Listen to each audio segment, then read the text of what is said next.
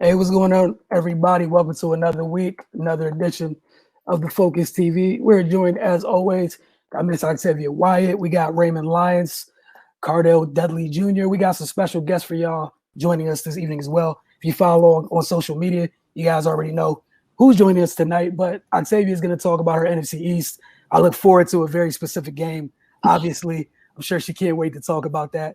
Shout out to my man, Nick Mullins. You did a wonderful job, sir. Nate Sudfield is not looking over his shoulder. We're going to talk a little WNBA, NBA.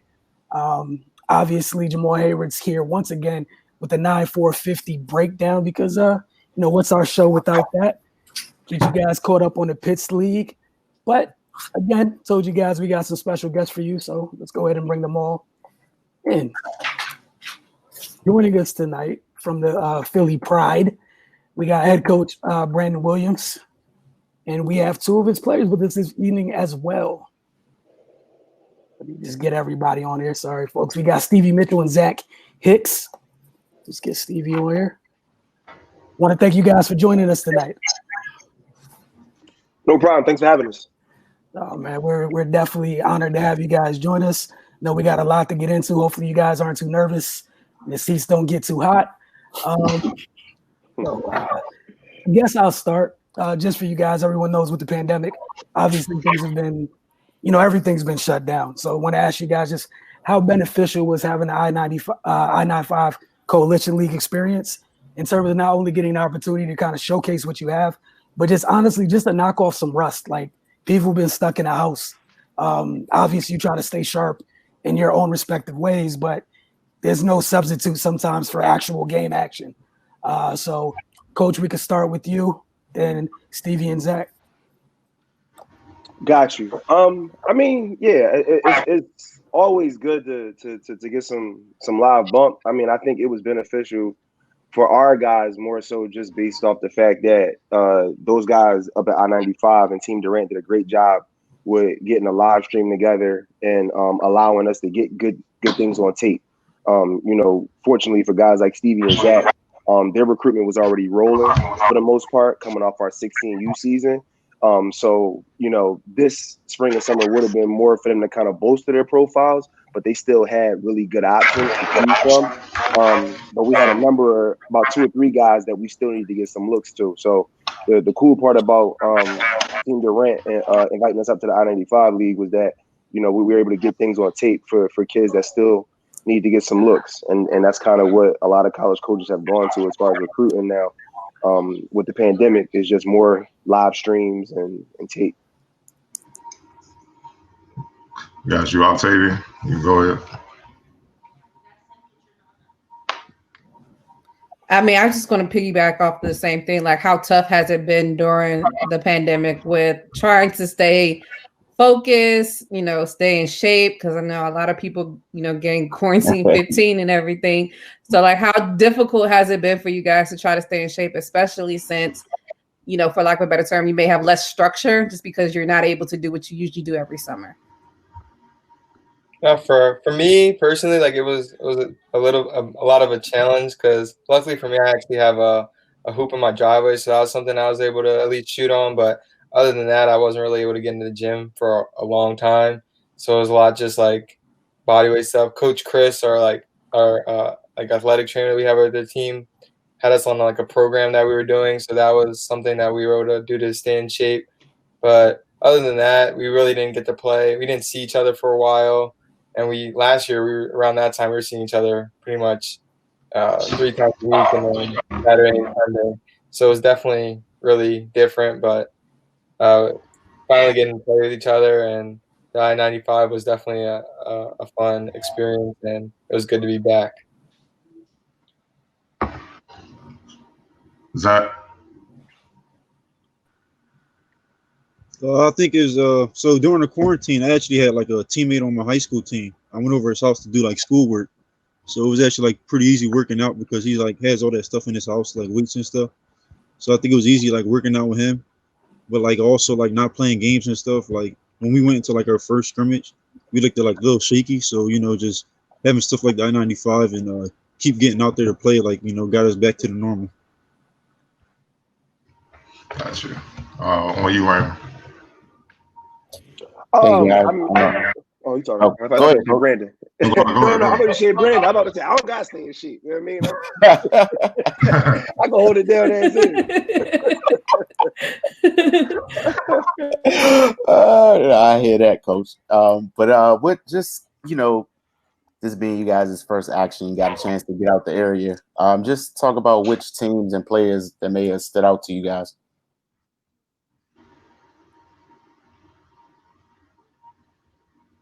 I think every team we played had a lot of good players, obviously, because just the kind of event it was, they're not going to really bring in teams without talent or good players. So I think every game that we played, we got to go up against. I know personally, I got to go up against good guards every single game, and yeah. So I think every single game it was a different challenge, but a good one that really helped me get back to playing against great competition, and it really was just fun.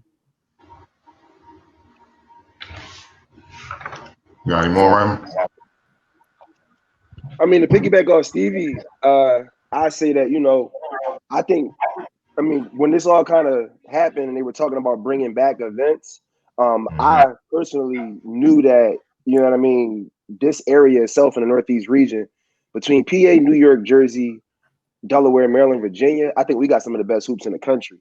So, I personally, when they started kind of, going over just different events, I said, listen, to kind of keep everybody central, keep kids off planes and stuff like that, we can just have our region just get together and bump. You know what I mean? When it comes down to just the number of just different circuit teams, obviously in the Philadelphia area, then when you look, like you said, all down 95, as you go down to Delaware, Maryland, Virginia, even across the bridge where Zach is in South Jersey, up North Jersey, New York, competition is stiff wherever you go when it comes to that Northeast region. So, I was excited when I got the phone call because I knew that, outside of just, the circuit teams, we played New World and Durant from Nike and Adidas, but, we had some pretty tough competition in Team Richmond and the guys that actually ended up winning the 17U DMV. So I knew personally that, once I got the phone call, I was going to try to get my guys together because, again, anything that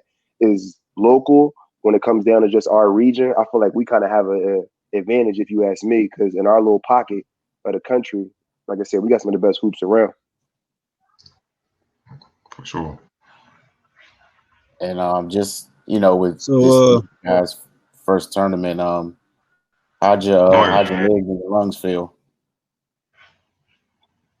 What you about to say, Zach? My fault. Yeah, what is that? Oh yeah. I thought I had to answer the question. My fault.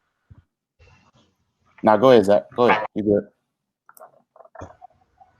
good? So like just like what Stevie said, like playing every team had like good players. So like no one really like stood out to us. Everybody like played physical, like played together, and it was like all strong players and stuff. So I think just like every team was like a competition. Like we didn't blow any teams out.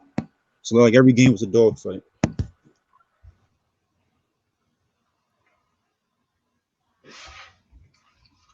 On you, Ryan. Oh yeah, no, I just wanted to ask the young guys, how'd you feel? How was that win and how them legs feel after getting back out on the court after a few months?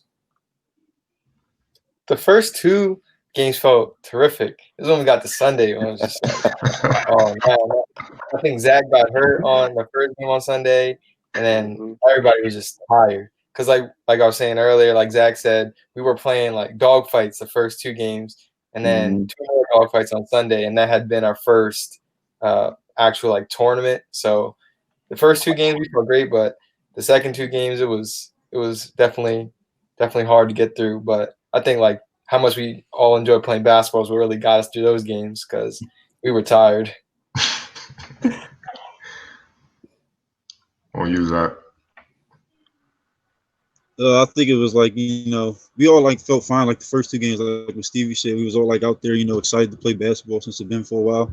And then like the second day, everybody like half the team got hurt.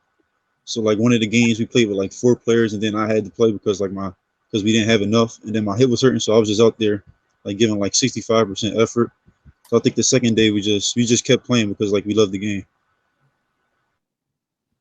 Yeah, I mean, we had an early morning. We didn't stay Friday. So, pretty much everybody trekked up, and from Philly, Springfield's like 2.5 trek. So, I mean, I think I ended up taking Zach and a couple other kids with me. I know we left around, I think our first game was around 10. So I think I ended up getting kids on the road for the most part. I was able to make sure I'm there a little earlier. So we got on the road around like 7:30ish or so. So, it was a really early morning for our guys. And then again, I think we were just so charged up and excited to be there. St. James is a great facility, it's big, it's bright.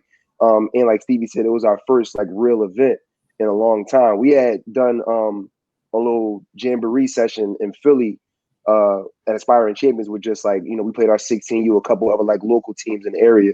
But that was our first real bump. So, the kids were excited. We were excited too. But, again, that letdown, after the game with Team Durant, I remember I probably didn't go to bed till midnight because I got to wash uniforms, I'm running around. And then I even forgot, like, we were in so much of a groove last year to where, it was, all right, everybody got bedtimes at this time. I don't think I told them dudes they had lights out until like 10 to 15 minutes prior, which normally we're very regimented and structured when we travel. But again, we were just so excited to be out on the road and just be and getting back to things we normally do that, I think I'll take the brunt of the second day's performance on me because I didn't really get those guys locked in how I usually do with just, making sure we got lights out, room checks, things of that nature. Because, again, it was such a new experience. I mean, and plus too, we was real charged up after that Team Durant win because that game was a struggle. Understood. You got any more, Raymond? Oh no, I'm good. Coach, I've asked various players about the competition from, the playing aspect. But how was it from the coaching aspect, matching with other coaches for other, top level AAU programs? Oh, I thought it was, again, top notch. You know what I mean? I think that, like I said, good basketball is gonna have good coaches not far behind. So again, when you talk about just the lineage of just Maryland, Delaware, Virginia area, that runs back super deep. You know what I mean? Even from when I was playing AAU basketball back in the day, I was on a Adidas program, and then one of the popular Adidas program that we faced off against DC Assault.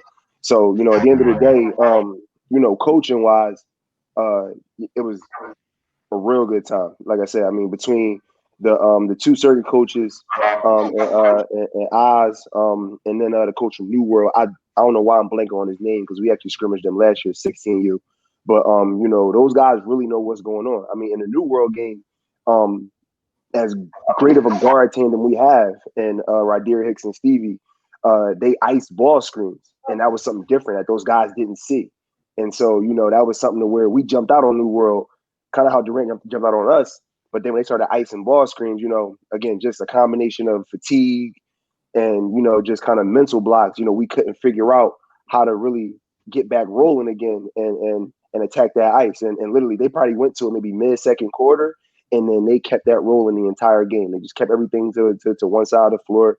And I mean, again, Stevie's a really dynamic player. Zach's a dynamic player. So that just shows you how really solid of coaching that was put in place because, again, I don't find too many coaches that can stop both of those guys. So nah, I mean, that's always a good thing to go up against because you learn. You know what I mean? This is something that I've been doing now for about 5-6 years. So, you know what I mean? I always like to tell kids that, you can't get better if you're no longer learning. So, that was definitely on my accord a really good learning experience. And not only just, seeing what different guys do, but also just communicating. You know what I mean? I felt as though I was communicating what I needed to as far as how to attack that. But again, I obviously didn't do a good enough job communicating it because, you know, we couldn't get back on track. So, you know, it always gives me pleasure in going back and watching losses.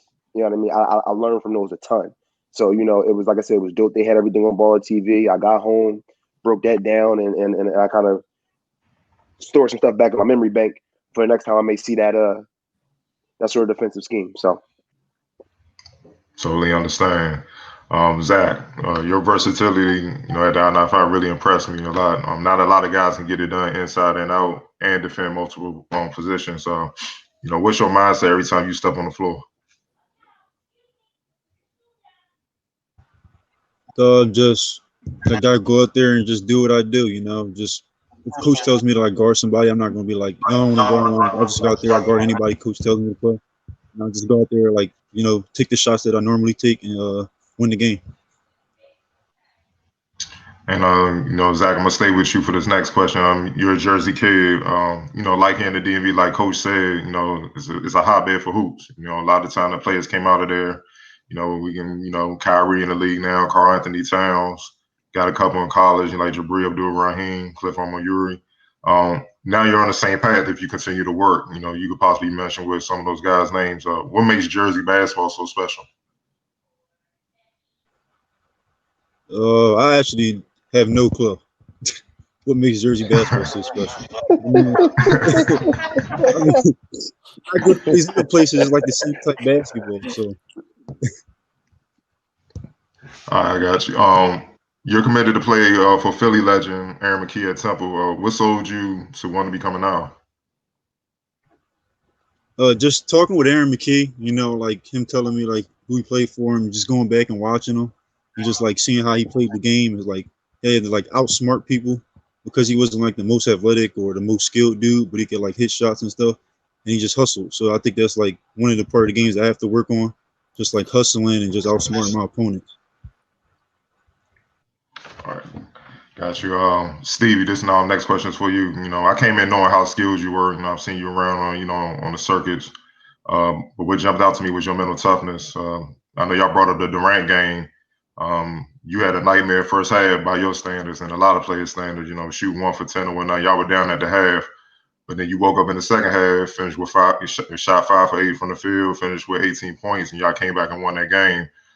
Just talk about your mindset to, you know, to just will yourself and the team to that comeback victory, because first half like that would have broke most players. For me, I mean, Coach Brandon on the bench, Coach Hicks, Coach Josh, they're always telling me just keep going. The shots are gonna go in because I felt like I was getting shots, I just wasn't making them. So like me being able to get open, just is something. It's at least I was doing that. So in the second half, just after talking to all the coaches, like I said, Coach Josh, Coach Brandon, and Coach Hicks, just keep telling me to play with confidence, shoot the same shots, and that they're going to fall. And then they end up going in the second half. So that felt great.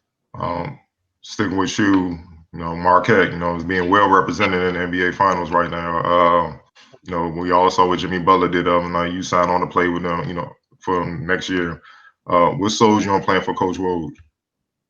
I just really liked the just getting to know all the coaches there and their system, the guards, like Marcus Howard really did well over 4 years, got a lot better every year, and now he's gonna be getting ready for the draft. So I just feel like if I can go in there and just work hard, I can be successful just like he was. And other than that, I just wanted to get away from like home. Milwaukee, never even thought about going to Milwaukee in my life. Definitely going to be a super interesting experience being that far away from home, and I feel like it's going to help me grow and just become better on and off the court. So I'm really looking forward to it and really excited. Question for both of you before we get out of here.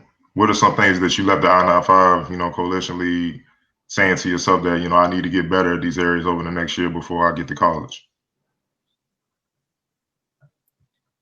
One thing for me was definitely shooting, which is something I knew I needed to get better before it. But then I went and played, and I think Jalen went under a couple ball screens. I shot it. One hit like it didn't even hit the rim. Hit like the left side of the backboard. So I'm just like, all right, it's definitely something I've got to work on a lot more. And other than that, just getting stronger, because a lot of those guys were a lot stronger than me. So it made it tougher on offense and defense. But now I'm really working out in the gym, shooting, so I don't hit the side of the backboard. At least I'm going to hit the rim next time. So just getting better and better. What about you, Zach? I think the two main things for me is like, getting stronger and more athletic, and not like being a under the rim type player when I drive. And I think just driving and finishing is one of also the things I have to work on. Just like, making consecutive layups, and that's it. Okay.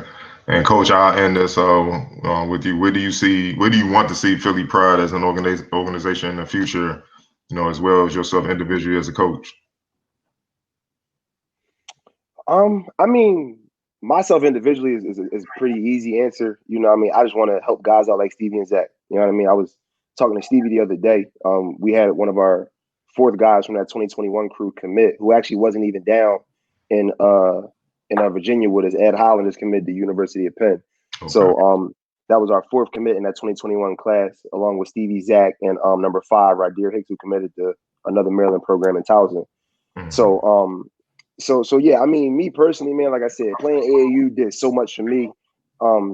As far as just, again, like I said, putting me up against high level competition, and the DC Assaults. The team that I played against in Vegas had Nolan Smith and Mike Beasley and Austin Freeman on it. So I just think about those experiences, man, and just where those guys went, and I thought that was just super cool. So I not only do I want to stick around just to kind of give that experience as well, but just also the relationships I built. You know what I mean? I was able to go from a kid that was in the city at FLC, a public school, to a private school out in Edmonton Friends, and that really put me in a mindset that led me on to where I am today as far as a professional. I can relate to so many people across the board because, again, I grew up in Philly. So, I got a demographic that I can touch base with as far as, that's my skin color. And then I can also relate to just a number of different folks because I spent my last few years at private school, and then I ended up going to a private college. So, I look at just the relationships that AAU basketball helped me build. And that's really what I want to do as far as for just the kids that play for me. So as a coach, I would say that's kind of more so my immediate is just sticking around with the Pride, man, and just continuing to help kids get free education and put them in a space to where, again, obviously Zach Hicks, Stevie Mitchell are kids that I think walk across the draft stage. But if they don't, they're well-rounded enough people that, they'll be able to fend for themselves in this world and be productive as just young Black men. So that's, like I said, as far as my immediate goal. College comes, it comes. I'll entertain a conversation, but at the moment, I'm fortunate to have a career to where I can provide my family and still help kids. I think as a program, we're still just looking to really build off what we've been doing. You know what I mean? We've had a really good run as of recent late with getting kids into school. This will be my second class. My first class, the 2019 group. Actually have 2 guys up at College Park, and Dante Scott and Hakeem Hart. So we've had some really good years. Obviously DeAndre Hunter getting number 4 pick was big for our program too. Him being a guy that came up through the program. Charlie Brown also was on that team with him. He's alongside of him in Atlanta. So we're getting some momentum there as far as on the pro side of things.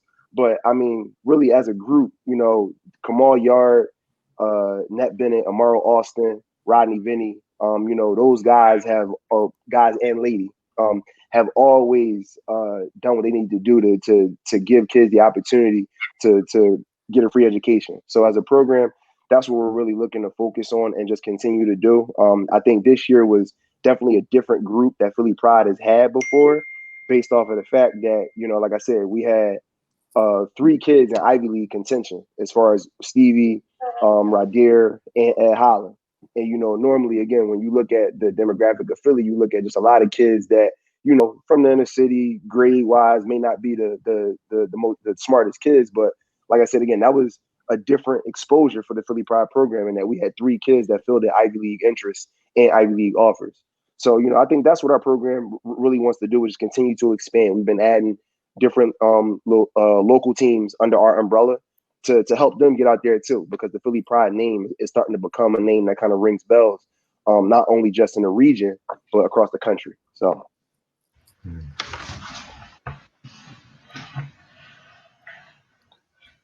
You guys have any other questions? Cardell, Ray, and Octavia? No, sir. They answered them all. Man, good day. I want to thank you guys for joining us tonight. Hope you guys enjoyed it. We enjoyed having you. Once again, representing Philly Pride, Coach Brandon Williams, Guard Stevie Mitchell, and Forward Zach Hicks. Wish you guys nothing but continued success. You guys also have a great evening. Stay safe. We're going to take a quick break. When we get back, Octavia is going to gloat, talk about the NFC East. It's fine. Look, man, let me have my moment. I'm going to say what I got to say because I already talked to Cardell about it already for later. But no, it's your moment. Trust me, when we come back, we're going the floor is all yours. We're getting out your way so you can say what you got to say. But again, thank you guys for joining us. So all those watching, we will be right back with the rest of tonight's program.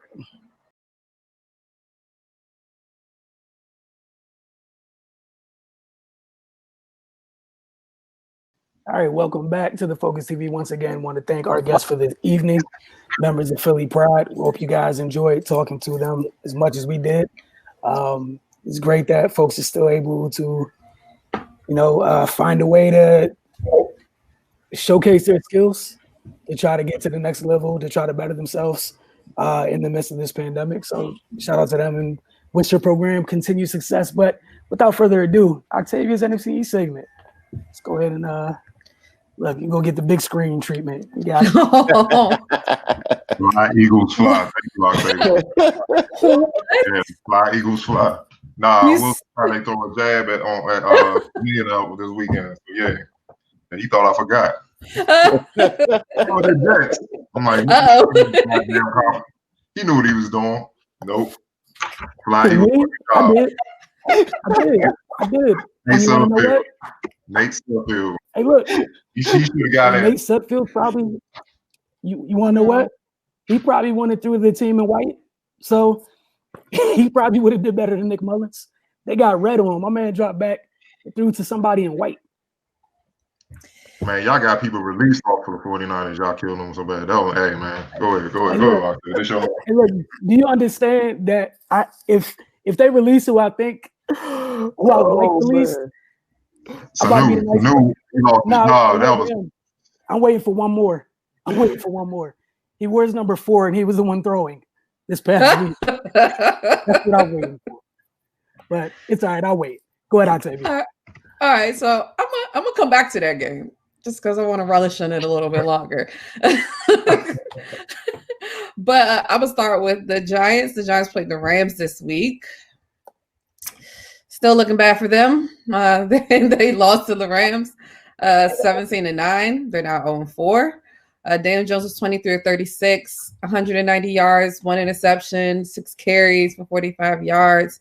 Godman had 6 carries for 45 yards, and Darius Slayton had 3 receptions for 48 yards. I wish you guys could really see my notes because, the first thing I wrote was Giants suck because, they're, really bad. It's just so – and it's, as bad as they played, they actually still had a chance to win the game. That's the crazy part, right? And to me, it's not because of how well they played. It was just the Rams played not to their best that they should have played against the Giants. I literally don't really have words, for them. I feel like they have a little bit of promise, just because I feel like they always try really, really hard for their coaches. They get a new coach every other year, and it's they try really hard, but it doesn't translate into wins. Like I said, as bad as they played, they could have won the game had Daniel Jones been smart enough to run for the first down as opposed to try to throw for the touchdown. I think, again, this comes back to decision making, as we see the quarterbacks in the NFC, we can say least, have some questionable decision-making skills so far this year. So it's just par for the course. They play the Cowboys next week. Honestly, don't know what's going to happen on either side because we might as well get into that now. The Cowboys played the Browns this week, and the Cowboys lost to the Browns, which I did not think was going to happen. I will say that.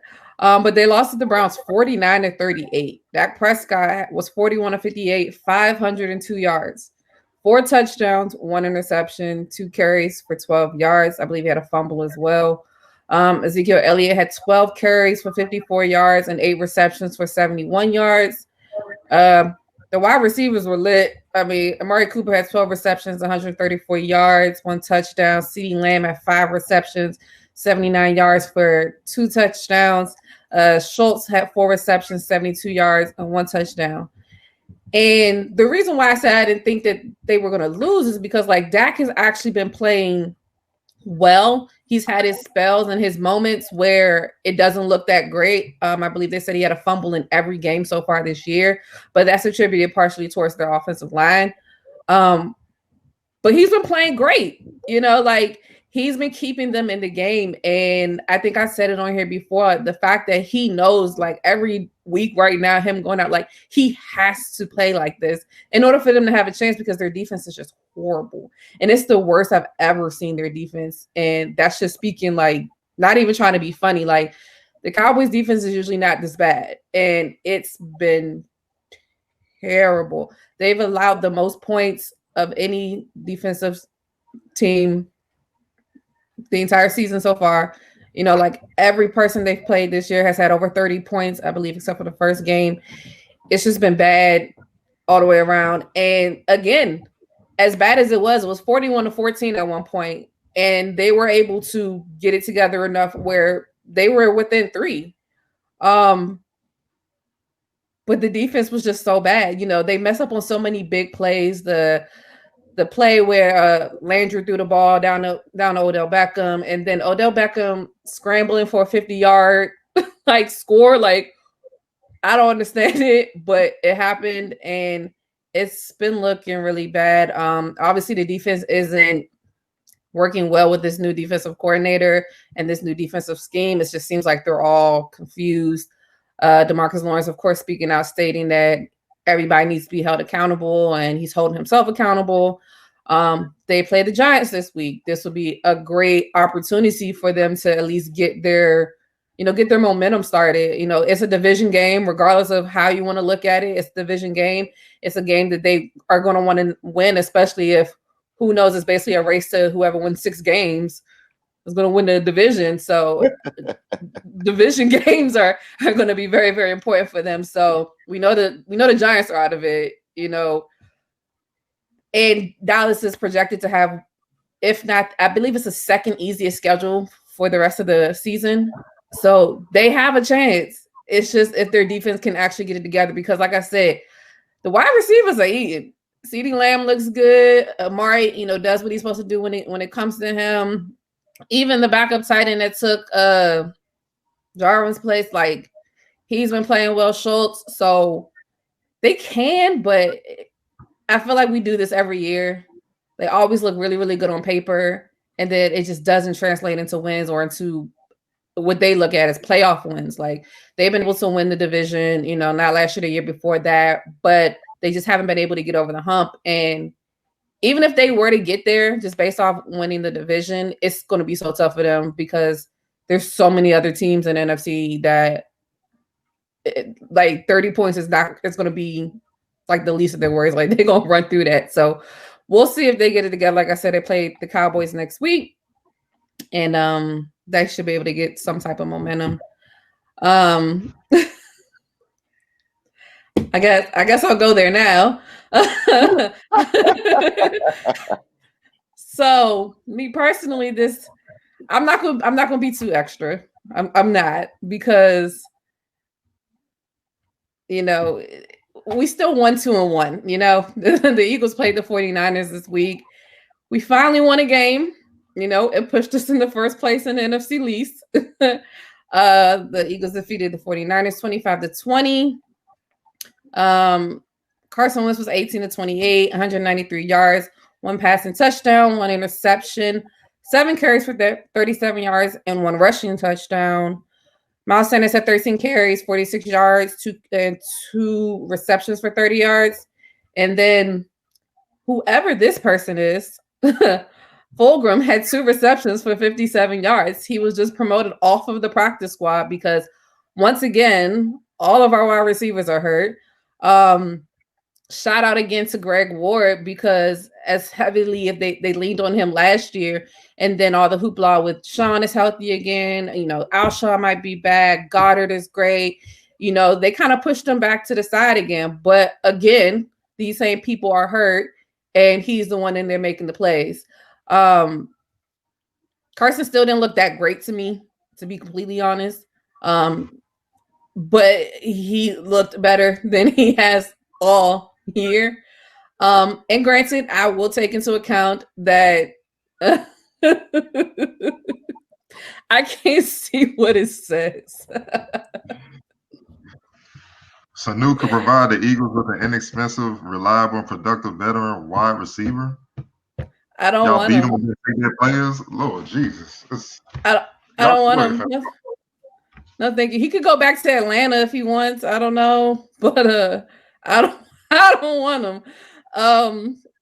Because obviously, because like I said, Fulgham, practice squad. At least to me, it shows that like our coaches are developing the younger players where they can at least look like something. They may not be perfect, they may not be great when they get out there, but they at least show up for the situation. So I appreciate that for them. It's still a little sloppy. There's still some kinks to work out. And I will be remiss if I did not say this was on majority of the 49ers backups. I will say that. But we were missing 8 starters as well. So it's bad. It's bad on both sides, but I'm gonna take a win however I can get it, especially because, like y'all know, my boyfriend's a 49ers fan. It was real quiet. Real quiet Sunday night. But I digressed. It happened. We won. Next week's not going to be as pleasant, probably. We play the Steelers. They've had eons of time off since their game was canceled this week because they're supposed to play against the Titans. So I might not be this happy next week. Probably won't. Last but not least, your Washington football team played the Ravens. They are now 1-3. They lost to the Ravens 31-17. Haskins was 32 of 45, 314 yards, 3 carries for 3 yards. Gibson had 13 carries for 46 yards. And McLaurin had 10 receptions, 118 yards. McLaurin is always, to me, just a bright spot for them. He's consistent as much as he can be based off of the person that's throwing him the ball. Most of the times, if it's a good throw, he's catching it. So he's a bright spot for them. But of course, they play the Ravens. Lamar Jackson does what Lamar Jackson does. And from somebody that saw it firsthand week 1, missing Chase Young for them is big, just because you saw how dynamic he was in game 1. And for him now being out with a groin injury, you can see the difference, and then Ioannidis is out as well. So it's a little tough for them. But I think Haskins played better. I think the words of Ron Rivera telling him like he needs to see immediate progression was in his head. His footwork looked better. He looked like he made better decisions for the most part, but it's nowhere near it needs to be. He had his highest passing game, 314 yards. First time he went over 300 yards as a quarterback in the league. So it seems like he's progressing. I just don't know how long this progression is going to take. And I think that's the issue. Everybody knows in DC sports, like, you got to win now. They tired of seeing y'all lose. So I don't know how much longer he's going to have and how much more leeway Rivera is going to give him. And then how much pressure, the backups are putting on him in practice. So next week, they play the Rams, so it don't get no easier. But if the Giants were able to at least contend with the Rams, you would think the Washington football team would be able to as well, but I don't foresee the Rams having the same type of game they had last week. So I expect for Sean McVay to kind of get in them this week, and a lot of the mistakes that they had this past week against the Giants won't fly this week. So the Washington football team will have to be ready. But it's going to be a dark day next week in NFC East. We'll get a division win. You know, there will be a win within the division just because two teams play each other, and I take that back. You never know; it could be a tie. But yeah, that's all I got for y'all this week. We're gonna move on to Jamal Hayward, the 9-4-50 breakdown. This week, what does he have for us? We are going to be looking over a breakdown of step over move out of triple threat. Again, it's a breakdown of a step over move out of triple threat.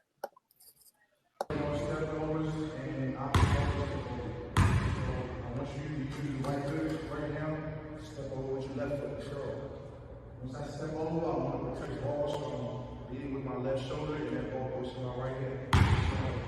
Now TJ's guarding me. If you're in the stance, you step at his left foot. So when I step at his left foot, he's got to react. I can either step at his left foot or step towards his midsection. One or the other, he has to react. So if I step here, he's got to react. So when he makes that quick reaction game, I can move him here. Okay? Again, keep this pretty still. So one of the options I have here, we're going layup. I can step over. Another option I have here. He backs up, I got a shot. Next option I have here. And out. So now, if I can really shoot, and I take the counter with me, I can close it out. I hit it with it out, I gotta lay up, and I have options, so I have to drop and pick. Okay? So, again, if you step over, it can't be half-assed right here. It's gotta be aggressive here to make your move, okay? Make sure you hide that ball, but also step overs and opposite over. So I want you to use the right foot right now. Step over with your left foot. Sure. Once I step over, I want to protect the ball, so I'm leading with my left shoulder, and that ball goes to my right hand. Now TJ's guarding me. If you're in the stance, you step at his left foot. So when I step at his left foot, he's got to react. I can either step at his left foot or step towards his midsection. One or the other, he has to react. So if I step here, he's got to react. So when he makes that quick reaction game, I can move him here. Okay? Again, keep this pretty still. So one of the options I have here, we're going layup. I can step over. Another option I have here. He backs up, I got a shot. Next option I have here. And out. So now, if I can really shoot, and I take the counter with me, I can close it out. I hit it with it out, I gotta lay up, and I have options, so I have to drop and pick. Okay? So, again, if you step over, it can't be half-assed right here. It's gotta be aggressive here to make your move, okay? Make sure you hide that ball. Welcome back to the Focus TV once again. Many thanks to Jamal Hayward for another edition of the 9-4-50 breakdown. Real quick, want to update you guys on the Pitts League. All right, so just the standings for the end of this year. On the men's side, Core 7-0, Team J 6-1, Black Power 6-1, Team Pressure 5-2, Team AR 5-2, Sam's Ballers, Most Hated, Team SBQ are all 5-2. There are 28 teams in the men's division, folks. Give me a little bit of time. Free Love Mob at 4-3, Black Lives Matter, JNR's Mob, the Museum, and No Sleep Sports are also 4-3. Running Gun 3-3. Team Metalworks 4-3. The A Team 3-4. Joining them are Soul Brothers, Yellow Team, All Stars Investments, Power Movement, as all members in the 3-4 club. In members of the 2-5 club, we got Rome Reloaded, Baseline, No Mercy, Damage Crown, Not Me ENT. This is the place no one wants to be. I was gonna say you can skip these ones. No, you know what? Look, man, you gotta share the good, bad, and the in between, right? Nellis Realty Group at 1-6. We got Quiet as Kept 0-7, and Dead Stock DMV at 0-7. The Pitts League, the women's standings. Bird Gang was 6-1. Sniper Gang 5-2. Running Gun was 4-3. Team Anonymous finished 3-4. So did the Black Angels and the Jewels. They just went through it. They were 0-7. The women's division is kind of tough, especially the top part of it. I could see 0-7 happening.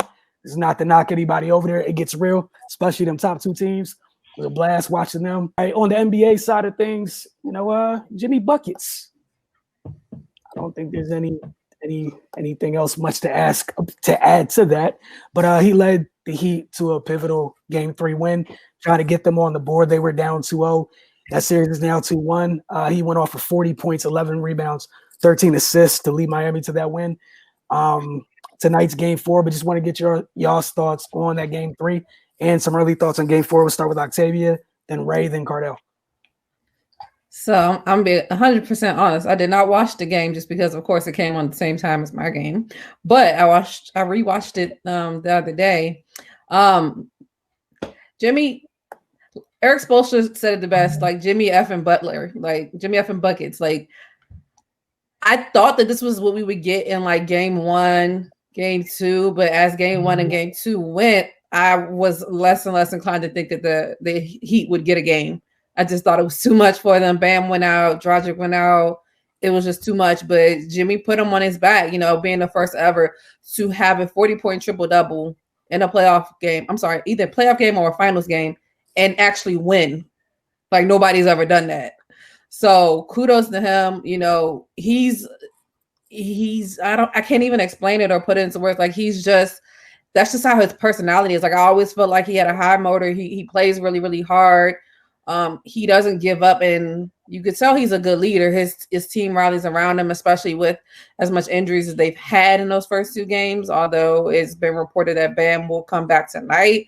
So I'm even more excited to get some TV to watch and see how effective Bam can be coming off of this shoulder and neck situation that he has going on. Dragic won't be playing, but I have a little bit more faith. I still think that the Lakers will probably pull it out because I don't think Anthony Davis will have back-to-back bad games. But I'm more intrigued than I was after Game 1 and 2 to actually like lock in and watch the series again.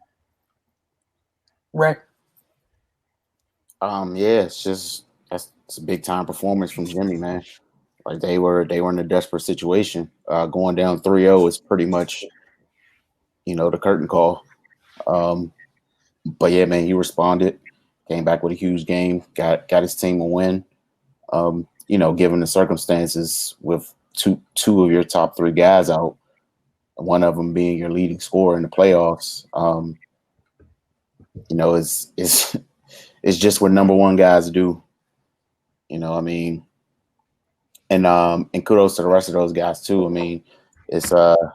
It's always a team game. Of course, Jimmy had the great individual performance, but other guys had to do their job. In regards to Game 4, like Octavia said, AD's bounce back games in the playoffs have been monstrous. So yes, you got to expect him to come back with a little bit more fire after having a subpar performance in Game 3. But yeah, it's always more interesting when the other team gets one. 2-1 makes this game that much more important because if they're able to come back and tie it up, it becomes best of 3. And like I've said it a couple times in the playoffs, you don't want to put yourself in a position where you got to go all the way back to work. So anything can happen at that point. Like the slimmer the margin gets, that pressure could be mounting on the Lakers too. They got an experienced team over there with great players, but 3-1 is way more comfortable than 2-2. So, I expect them to try to come out here and put this one away. But I don't take Miami as the type of team to go quietly. So they better have the hard hat on. Miami's going to come to fight. So it should be a good one.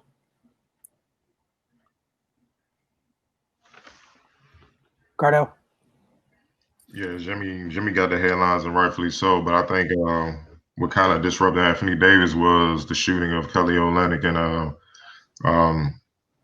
Leonard, the way they could spray the floor. Having him on having him sit on the perimeter most of the time instead of in the paint with Bam. It allowed Jimmy to go one-on-one. It allowed guys to have one-on-one matchups, and he have guys that can exploit those one-on-one matchups. And it took him out of his game. He found himself like playing a wing all the time, running after. It was like running after a guard as they were trying to set screens for Jimmy, and he got an early foul trouble and threw him off. So that is something that threw him off. Obviously, he can easily bounce back, but we got to see how the Lakers adjust to that matchup because the first 2 games, those 2 dudes didn't really play. I know Bam was out, but they went small. They stuck to what they did against the Celtics, and they paid dearly for it. Then they adjust and put the bigs in, and it paid off. So, and Bam was a returner. So we're gonna see what happens with that. But for the Heat, I think to tie that 2-2, they're gonna have to withstand the barrage that LeBron and AD is about to throw at them, and that means them playing both well, but still weathering the storm and still doing what you did the other day, which is tough. It's tough as hell. So. But that's what you have to do to get these championships. You're going to have to endure so you're going to have to overcome some tough performances, still do you, and find a way to win. And, that's just what it is. But we're going to see because I don't think Bam and Leonard and Olynyk have played much together, throughout the playoffs. So it's going to be interesting to see how Spo kind of blends in there. And that's if Bam is Bam. You know what I mean? He's coming off a shoulder neck injury. So I don't even know what he's bringing. It's a lot of ifs right now. So it's kind of hard to really pinpoint one thing other than, the Lakers going to rebound. You know what I mean? So, we're going to see. It's going to be interesting. I'm definitely going to tune in just to see what the adjustments are or whatnot. All right, Ray, before we get out of here, I want you to share your thoughts on what happened to the WNBA tonight. Thought we would finish, hoping that we finished before Seattle finished, but they're about their work. They like getting things done. So they brought out the brooms for the second time in 3 years, finished this thing off. So just want to hear your thoughts on Seattle completing. Seattle doing what Seattle does, man. Go ahead. I've been feeling like the entire season that Seattle felt like, last year somebody was just going to be keeping their championship seat warm until they became whole again. They just been on one the whole time. And Stewie came back better than she was pre-injury. And it's just not much you can do about that. I mean, and then not only, of course, she's a great player, but you get Sue Bird back. She's a little long in the tooth now, but she still got it above the shoulders, and she can still do it physically. Then you got your Jewel Lloyds, Alyssa Thomas's, Alicia Clark's, Jordan Canada, Natasha Howard. Like, they're a stacked team with great players. So this is not. This pretty much went how I expected to go. I love the Aces. I love Asia. She got the MVP. She deserved it. But, when you got to line up against against the juggernaut, I mean, it just takes more than, what you brought in the regular season, and not just from her standpoint, from a team standpoint. A couple games in the regular season, she was able to just go win it for them. The playoffs is different. Your scouting, preparation, it's the focus is on you. And when you give a team like Seattle that type of situation where they can just sit down and pick apart how they're going to limit you, it just makes it tough. And then Angel had a good. She woke up and joined the party, but they just got overwhelmed. And tonight, I mean, it was a bloodbath. Seattle's back. I'm really excited for next season.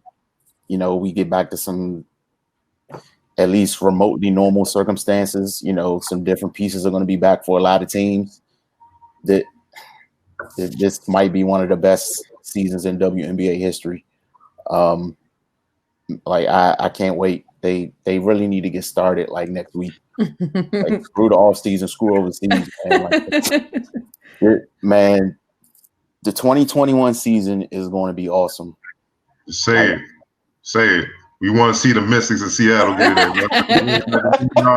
That's what we're looking at. We talk. Let's say it. We want that. Go. Hey, man. Look, run it back. Run it back for real. Like, we need that matchup. We do, definitely. We get arrested, recovered Deladon against the new Stewie, as if the old Stewie wasn't enough of a problem. Like, Jesus Christ, man. Simulate the season to the finals and just line up the Mystics in the Storm. Like, to be no shade to the other 10 teams, but it's about them too. Yeah, we got to be real about it. I mean, of course you got to play the games, but as things stand now, that's what it's going to be. So yeah, man, it was a great WNBA season. Glad they're able to figure it out. You know, the viewership went up almost 70%. You know, so it might. You know, who would have thought that putting the games on TV would make people watch them? What? Oh, we did. I thought that only worked for things like corn. Why didn't we think of this? but yeah, man. I mean, yeah, it was a great season. I enjoyed it thoroughly. Yeah, man. But Seattle, they went in, they got it done. Yeah, not too much to say about them. They're back, just plain and simple. Like, so other teams, strapping up your boots and get ready, because now the Mystics are going to feel how Seattle felt last year, you know, and they're going to be coming back to get their hardware. So yeah, man, get your popcorn and vote so we can actually be there and not doing this virtual crap. We can get this food out of all. That's very key. I want to be there. I don't cheat me of this, because we don't know when it might be some more winning going on in this area. Man, you ain't lying. The pandemic didn't put the parade on hold. Before we get out here, think about that. I forgot all about that. I didn't know. I want my parade. As Cardell said, you guys already know. Make sure you get out there, you vote. Just a reminder, get over to finalsmac.com, monosports.com, and of course the Focus TV on social media. But last but not least, DC TV Friday nights. The show airs at 10, and just in case you can't catch it on Friday, get over to DC TV. They will let you know the other times that each week's show does in fact air. We will see you guys later.